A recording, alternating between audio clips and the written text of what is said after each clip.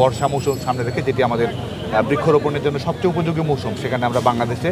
একযোগে 1 ঘন্টার মধ্যে বাংলাদেশে আমরা 1 কোটি বৃক্ষরোপণের উদ্যোগ গ্রহণ করেছি। প্রাণ, প্রকৃতি, প্রতিবেশ, এগুলো হচ্ছে ছাত্র রাজনীতির অভিন্ন বিষয়বস্তু হওয়া উচিত। পরিবেশ দিবস উপলক্ষে বাংলাদেশ ছাত্রলীগ যে বছরব্যাপী বৃক্ষরোপণ কর্মসূচি, বনায়ন কর্মসূচি এবং মরু সহনশীল উদ্ভিদ প্রস্তুত করা, কৃষি গবেষণায় উদ্বুদ্ধ করা এবং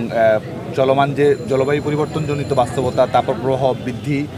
খরার বৃদ্ধি, মরুকরণের হার বৃদ্ধি, যেটির কারণে বিশ্ব পরিবেশ দিবস সামনে রেখে যে প্রতিপাদ্যগুলো নিয়ে আসা হয়েছে এবং বিশ্ব পরিবেশ দিবস সামনে রেখে বাংলাদেশের যে জাতীয় প্রতিপাদ্য নির্ধারণ করা হয়েছে, সেগুলোর আলোকে বাংলাদেশ ছাত্রলীগ আজকে বৃক্ষরোপণ কর্মসূচি করছে। ওয়ালটন ফ্রিজ কিনে অনেকের মতো আপনিও হয়ে যেতে পারেন মিলেনিয়াল। সেরা পণ্যের সেরা অফার। বাংলাদেশের প্রত্যেকটি শিক্ষা প্রতিষ্ঠানে, প্রত্যেকটি সাংগঠনিক ইউনিটে আমরা একই কর্মসূচি করছি এবং বাংলাদেশ ছাত্রলীগ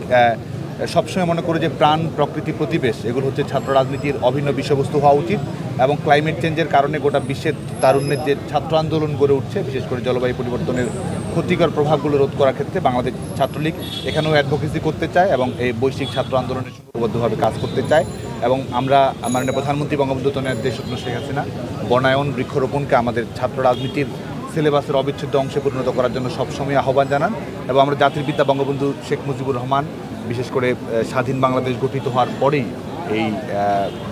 বনায়নের বিষয়টিকে, উপকূলীয় বনায়ন তৈরি করা, বন্যপ্রাণী সংরক্ষণ আইন প্রস্তুত করা এবং সর্বশেষ বঙ্গবন্ধু দেশরত্ন শেখ হাসিনা প্রাণ, প্রকৃতি, পরিবেশ রক্ষা করাকে আমাদের সাংবিধানিক অঙ্গীকারে পরিণত করেছে, যে কারণে বাংলাদেশ ছাত্রলীগ এই লক্ষ্যগুলোকে সামনে রেখে আগামীতে আমরা 1 কোটি বৃক্ষরোপণের কর্মসূচি আমরা গ্রহণ করেছি, বিশেষ করে আমাদের এই বর্ষা মৌসুম সামনে রেখে, যেটি আমাদের বৃক্ষরোপণের জন্য সবচেয়ে উপযোগী মৌসুম, সেখানে আমরা বাংলাদেশে একযোগে 1 ঘন্টার মধ্যে বাংলাদেশে আমরা 1 কোটি বৃক্ষরোপণের উদ্যোগ গ্রহণ করেছি। এটির বিস্তারিত কর্মপরিকল্পনা খুব দ্রুতই আমরা গণমাধ্যমকে জানিয়ে দেব। গোটা বাংলাদেশে এবং আমরা কৃষি বিজ্ঞানী যারা পরিবেশ বিশেষজ্ঞ রয়েছে তারা কথা বলবো, কারণ বাংলাদেশে কিন্তু আমাদের কৃত্রিম বনায়ন সরকারিভাবে করা হচ্ছে, উপকূলীয় বনায়ন করা হচ্ছে এবং যেসব জায়গা বিশেষ করে আমাদের উত্তরাঞ্চল খরার প্রভাব দিন দিন বেশি বৃদ্ধি পাচ্ছে, লবণাক্ততা বৃদ্ধির কারণে উপকূলীয় বনায়নের ক্ষেত্রে কিছু নেতিবাচক প্রভাব তৈরি হচ্ছে, সেসব জায়গা যেগুলো অধিক গুরুত্বপূর্ণ সেসব জায়গায় টার্গেট করে এবং বাংলাদেশের প্রত্যেকটি শিক্ষা প্রতিষ্ঠান, প্রত্যেকটি অঞ্চল, পাহাড়ি অঞ্চল, সমতল অঞ্চল, সবখানে আমরা একযোগে বৃক্ষরোপণ করব। এবং আমাদের মাননীয় প্রধানমন্ত্রী সবসময় টেকসই উন্নয়নের কথা বলেন। ছাত্রলীগের প্রত্যেকটি উদ্যোগই কিন্তু সৃজনশীল এবং পরিবেশের বাস্তবতার সঙ্গে সামঞ্জস্য রেখে এবং বিজ্ঞানসম্মতভাবে আমরা সেটি করি। আজকে যে এখানে বৃক্ষরোপণ করা হয়েছে, এখানে কিন্তু আমাদের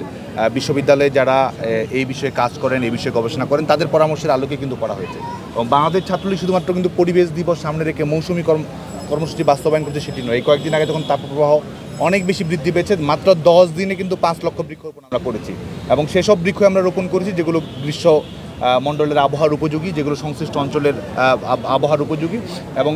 বিশেষ করে গ্রীষ্মকালে বৃক্ষরোপণ করার কারণে যে অতিরিক্ত যত্নটি গ্রহণ করতে হয়, যেরকম সংবেদনশীলভাবে গাছের পরিচর্যাটি করতে হয়, সেটাও কিন্তু আমরা অনুসরণ করেছি। প্রত্যেকটি গাছ রোপণ করার পরে ছাত্রলীগের কর্মীরা তার যত্ন নেয় এবং আমাদের যে অ্যাভারেজ রেট রয়েছে বাংলাদেশ ছাত্রলীগের যে বৃক্ষরোপণের হার, সেখানেও কিন্তু আমরা যত্নের নেওয়ার মাধ্যমেই আমাদের গাছগুলোর সার্বিক পরিচর্যার বিষয়ে আমরা দায়িত্ব গ্রহণ করি।